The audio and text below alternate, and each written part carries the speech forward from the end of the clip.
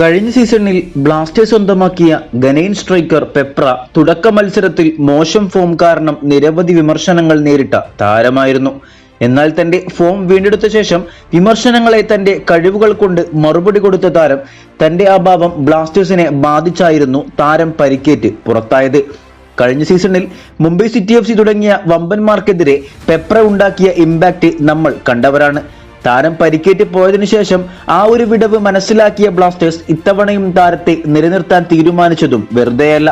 നിലവിൽ കഴിഞ്ഞ മത്സരത്തിലെ നോഹിനൊപ്പം നേടിയ ഹാട്രിക്കിൽ ബ്ലാസ്റ്റേഴ്സിനു വേണ്ടി ഹാട്രിക് നേടുന്ന 4ാമത്തെ താരമാകാൻ പെപ്രയ്ക്ക് കഴിഞ്ഞു. താരം ബ്ലാസ്റ്റേഴ്സിനായി കളിച്ച കഴിഞ്ഞ 5 മത്സരങ്ങൾ പരിശോധിക്കുമ്പോൾ 6 ഗോളുകളും 1 അസിസ്റ്റുമായി 7 ഗോൾ കോൺട്രിബ്യൂഷനാണ് ബ്ലാസ്റ്റേഴ്സിനായി താരം നേടിക്കൊടുത്തത്.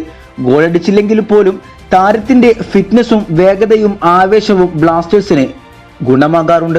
സോ താരത്തെ നിലനിർത്തിയത് ബ്ലാസ്റ്റേഴ്സിന് ISLലും ഗുണം ചെയ്തേക്കും. എന്തായാലും നിങ്ങളുടെ അഭിപ്രായങ്ങളും കമന്റ് ചെയ്യൂ. വീഡിയോയുടെ അവസാനിക്കുന്നു. കൂടുതൽ കേരള ബ്ലാസ്റ്റേഴ്സ് ISL വാർത്തകളുമായി അടുത്ത വീഡിയോയിൽ കാണാം.